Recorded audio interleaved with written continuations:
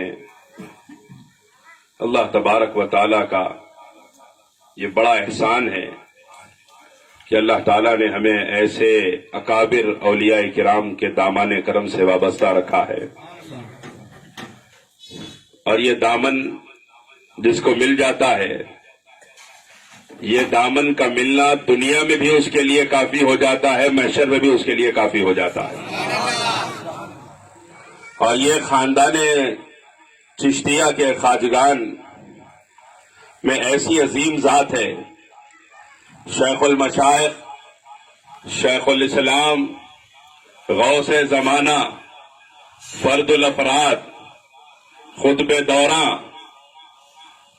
فرید الحق والملت والدین، سیدنا بابا فرید الدین مسعود گنج شکر علیہ الرحمت والرضوان، جو قیامت تک کے خواجگان چشت کا فخر ہے۔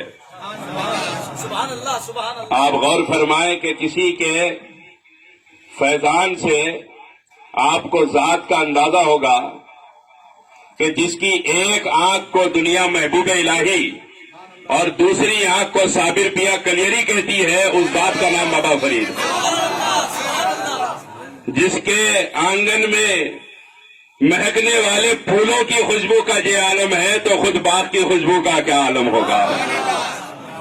جو سلسلے صابریہ سے تعلق رکھتے ہو، چاہے سلسلے نظامیہ سے تعلق رکھتے ہو، آپ دیکھیں سرکار محبوب الہی کا فیضان سیدنا شیخ الاسلام بندگی مخدوم شیخ نصیر الدین محمود چراغ دہلوی قدس اللہ تعالی سرہ العزیز کی صورت میں ہو، یا خواجہ دکن سرکار بندہ نواز کے سدراس شہباز بلند پرواز قدس اللہ تعالی سرہ العزیز کی صورت میں ہو، یا حضرت خواجہ کمال الدین علامہ کی صورت میں، اور پھر ان سے چلتا ہوا سلسلہ شیخ یحییٰ مدنی، حضرت محمود راجن، اور حضرت شیخ کلیم اللہ شاہ جہاں آبادی سے لے کر حضرت یوسفین تک، اور پھر حضرت حافظ محمد علی خیر آبادی، پھر سلسلہ مرزائیہ ہے، حبیبیہ ہے، وارثیہ ہے، یہ تمام شاخیں ہیں۔ پھر سرکار بندہ نواز کے خاندان میں اولیاء کرام کا لامتناہی سلسلہ جن کے آستانے چمکتے ہوئے نظر آ رہے ہیں، یہ سب سرکار محبوب الہی کا فیضان ہے۔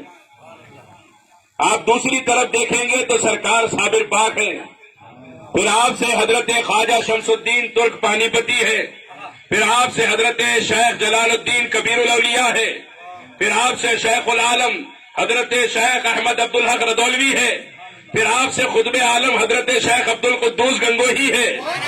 حضرات گرامی آپ دیکھیں گے تو ایک لامتناہی سلسلہ، پھر ان سے ہوتا ہوا یہ سلسلہ بڑھتا ہوا حاجی امداد اللہ مہاجر مکی رحمت اللہ علیہ نظر آئیں گے، حضرت معین الدین حسینی شاہ خاموش رحمت اللہ علیہ نظر آئیں گے، شیخ الاسلام بانی جامع نظامیہ امام انوار اللہ فاروقی رحمت اللہ علیہ نظر آئیں گے۔ آپ کو نظام یا فیضان یا تو سلسلے میں نظامی نظر آئے گا یا تو صابری نظر آئے گا۔ جو نظامی ہے وہ صابری نہیں ہے، جو صابری ہے وہ نظامی نہیں ہے، لیکن نظامی اور صابری دونوں ضرور فریدی کہلاتے ہیں۔ حق فرید یا فرید بابا فرید، حق فرید یا فرید بابا فرید، بندہ نواز زندہ باد، بندہ نواز زندہ باد۔ حضرات گرامی یہ بابا فرید کا فیضان ہے۔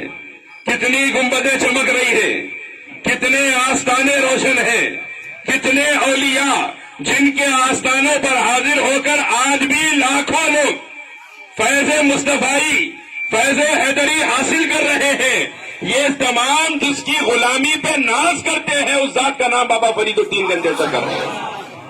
یہ معمولی بات نہیں ہے، اور اتنا بڑا مقام بیت المقدس کے بازو بالکل بیت المقدس کے علاقے میں آج بھی سرکار بابا فرید گنج شکر رحمت اللہ علیہ کی عبادت گاہ موجود ہے، اور عرب کی دنیا میں ایک تاریخ کے متعلق 25,000 خلفاء علماء عرب میں بابا فرید کے موجود ہیں۔ اس کو آپ غور فرمائیے، ایک انسان اپنی ایک زندگی میں اتنا بڑا کارنامہ انجام دے دے کہ لاکھوں عرب و عجم کے علماء اس کی غلامی پہ فخر کرتے ہو، ایسے انسان کا نام بابا فرید گنج شکر ہے۔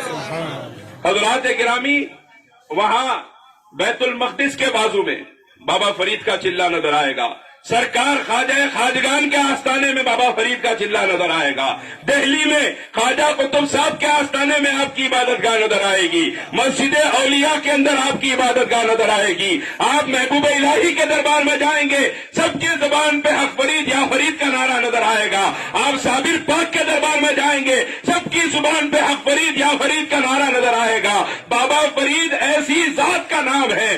سرکار فاروق اعظم کی اولاد میں, فاروق اعظم کی نسل میں بابا فرید ایسی ذات کا نام ہے کہ آپ کی جامعیت کو دیکھو تو یہ پتہ چلتا ہے کہ بس نام بدل گیا, فاروق اعظم صورت بدل کے درواگر ہو گئے ہیں. تکبیر اللہ اکبر ایسے محسوس ہوتا ہے کہ خود امیر المومنین سرکار فاروق اعظم نام اور صورت بدلی ہے, بابا فرید کے جلواگر ہو چکے ہیں. حضرات گرامی, ایسی ذات کے نام کی محفل میں ہمارا جمع ہونا یہ ہمارے گناہوں کا کفارہ ہے. میرے آقا صلی اللہ علیہ وسلم فرماتے ہیں کہ انبیاء کا ذکر عبادت ہے اور اولیاء کا تذکرہ تمہارے گناہوں کا کفارہ ہے. حضرات ایسی ریاضت فرمائی, ایسے مجاہدات فرمائے. آخری بات سنا رہا ہوں, ایسی ریاضت, ایسے مجاہدات, اتنے بڑے مقام پہ فائز ہونے سے پہلے جو ریاضتیں کی ہیں, قیامت تک کی انسانیت کو بتایا ہے کہ تم کچھ نہ کر کے یہ نہ سمجھنا کہ مجھے بہت کچھ مل جائے گا. اگر اس راستے میں کچھ چاہتے ہو تو قربان ہونا پڑے گا.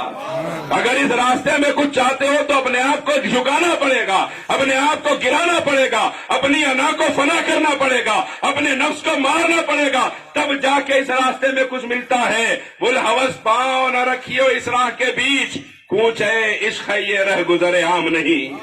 یہ عوام کا راستہ نہیں ہے, یہ عاشقوں کا کوچا ہے. بابا فرید گنج شکر رحمت اللہ علیہ کی ریاضتوں کا یہ عالم ہے کہ چلہ کشی میں مصروف ہے. خواجہ خواجگان سیدنا خواجہ معین الدین چشتی سرکار غریب نواز تشریف لائے ہیں دہلی. حالات دیکھ رہے ہیں کہ خواجہ قطب صاحب کو یہاں بھیجا تھا, کیا کیفیات ہے دہلی میں, کہاں تک کام ہوا, کہاں تک اسلام پھیلا, کہاں تک سلسلے کی اشاعت ہوئی. اب ہجوم جمع ہے. خواجہ قطب صاحب جیسا پیر ہو اور پھر غریب نواز جیسا دادا پیر ہو تو اپنے پرائے سب موجود ہیں. ہزاروں کی تعداد میں عوام امڑ کے آئی ہے. خواجہ خواجگان کی ذات کا یہ عالم تھا کہ میرے خواجہ کبھی ایسا بھی ہوتا کہ غریب نواز کو اسلام کی دعوت دینے کی ضرورت نہیں پڑتی, خواجہ گلی سے گزر جاتے, ہر چہرہ دیکھنے والے کی زبان پہ کلمہ جاری ہو جاتا. سرکار غریب نواز تشریف لائے ہیں اور سب سے ملاقات ہو گئی, لیکن آپ نے فرمایا قطب کوئی باقی تو نہیں رہ گیا. آپ نے عرض کیا سرکار سب تو آ گئے ہیں, ایک مرید ہے میرا, اس کا نام فرید ہے, وہ عبادت اور ریاضت میں, چلہ کشی میں, مسجد اولیاء کے صحن میں بیٹھا ہوا ہے. اب عبادت ریاضت کی وجہ سے وہ مصروف خالق ہے, مصروف یار ہونے کی وجہ سے وہ حاضر نہ ہو سکا. یہاں پہ بابا فرید کو رکوا کر ان کی شان کو ظاہر کرنا اللہ کو مقصود تھا کہ اللہ نے بتایا. سرکار غریب نواز نے ارشاد فرمایا اگر وہ ہمارے سے ملنے نہ آیا تو کوئی بات نہیں, قطب ہم خود فرید سے ملنے کے لیے تشریف لے جائیں. خواجہ خواجگان تشریف لا رہے ہیں. خواجہ قطب الدین بختیار کاکی جن کے بارے میں سرکار غریب نواز کے جو لکھے ہوئے خط ہیں اگر آپ پڑھیں گے تو اندازہ ہوگا. اپنے مرید کو, اپنے خلیفہ کو سرکار غریب نواز خط لکھتے تھے تو فرماتے تھے اے واقف اسرار لم یلد ولم یولد, اے قطب الدین والملت برحق. وہ ایسی ذات خواجہ قطب پاک رحمت اللہ علیہ کی. آپ بھی تشریف فرما ہے, خواجہ خواجگان بھی تشریف فرما ہے. عبادت ریاضت مجاہدے سے آپ کا عالم یہ ہے کہ بابا فرید اٹھ کے کھڑے ہونے کی بھی طاقت آپ کے اندر نہیں ہے. پیر بھی جلواگر ہے, دادا پیر بھی جلواگر ہے, اٹھ کے کھڑے ہونے کی طاقت نہیں ہے. اور یہ نصیبہ بابا فرید کا پھر شاید امت میں کسی کو ملا ہو کہ ایک طرف سے پیر نے تھاما ہے, ایک طرف سے دادا پیر نے تھاما ہے اور دونوں نے مل کے کھڑا کیا. بابا فرید فرماتے ہیں صرف کھڑا نہیں کیا, سارے منازل اسی وقت طے ہو گئے, سارے درجات اسی وقت حاصل ہو گئے ہیں. اس کے بعد میں سرکار غریب نواز نے فرمایا میاں قطب آپ کے پنجرے میں تو شہباز آیا ہے. शहबाज उस परिंदे को कहते हैं जिससे बुलंद कोई उड़ नहीं सकता। आपके पिंजरे में शहबाज आया है, इसकी हिफाजत करना, और ये वो जात है जिसके नूर से फुकरा के आंगन रोशन नजर आएंगे। सरकार गरीब नवाज आपकी ये शान बयान फरमाते हैं। अब जिसकी शान ख्वाजा ने इस तरह बयान फरमाई हो, हमारे आपके जैसे लोग सारी जिंदगी उनकी शान बयान करते रहे, उनकी शान के बयान करने का, उनकी शान और अजमत और बुजुर्गी को समझने का हक अदा नहीं हो सकता। बस हम गुलामों के लिए उनकी फैजान के हासिल करने का दूर रहकर भी ये तरीका है कि उनके नाम की फातिहा कराई जाए, उनकी तरफ रुजू हो के उनको पुकारा जाए। उनको पुकारने के सदक़े अल्लाह तबारक व तआला उनके गुलामों की लाज रखेगा, और ये उनका फैजान हासिल करने का तरीका है। और ये फैजान चाहे सादात औलिया का हो, चाहे गैर सादात औलिया का हो, कायनात में विलायत का जितना फैजान है मौला अली शेर खुदा की चौखट का फैजान, सारी विलायत का फैजान मौला अली शेर खुदा और आपके शहजादागान की चौखट का है।